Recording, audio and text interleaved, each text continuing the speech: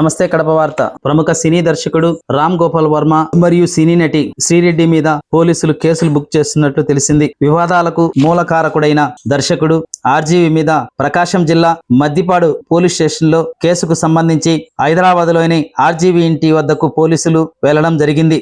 ఈ నెల 19వ తేదీన రామ్ గోపాల్ వర్మని హాజరు కమ్మని చెప్పి ఆయన ఇంటి దగ్గర ఆయనకు నోటీస్ అందజేసినట్టు తెలుస్తోంది. అదే విధంగా శ్రీరెడ్డిని కూడా త్వరలో అరెస్ట్ చేసే అవకాశం ఉందని పోలీసులు అంటున్నారు. వీరే కాకుండా గతంలో వైసీపీ జగన్ రెడ్డికి అనుకూలంగా పవన్ కళ్యాణ్, లోకేష్, చంద్రబాబులను కించపరుస్తూ మాట్లాడినందుకు పోసాని కృష్ణమురళిని కూడా అరెస్ట్ చేసే అవకాశం ఉందని తెలుస్తోంది. వీరే కాకుండా వైఎస్ అవినాష్ రెడ్డి పిఏ రాఘవరెడ్డికి సంబంధించి పులివెందల పోలీస్ స్టేషన్ లో కేసులు ఉన్నందున వీరిని కూడా అరెస్ట్ చేసేదానికి అవకాశం ఉంది. షర్మిల, విజయమ్మల మీద మరియు వైఎస్ సునీత మీద వైఎస్ అవినాష్ రెడ్డి చెప్పినందునే తాను పోస్టులు చేశానని పోలీసులు కేసు పెట్టినట్లు తెలుస్తోంది. అదే విధంగా సజ్జల రామకృష్ణారెడ్డి కుమారుడైనటువంటి సజ్జల భార్గవ్ మీద కూడా పులివెందల పోలీస్ స్టేషన్ లో SC/ST అట్రాసిటీ కేసు రిజిస్టర్ అయి ఉంది. వీరిని ఎప్పుడు ఎక్కడ అరెస్ట్ చేస్తారో కూడా తెలియడం లేదు. పోలీసులు వీరి కోసం గాలిస్తున్నట్లు కూడా సమాచారం. ముఖ్యంగా రామ్ గోపాల్ వర్మ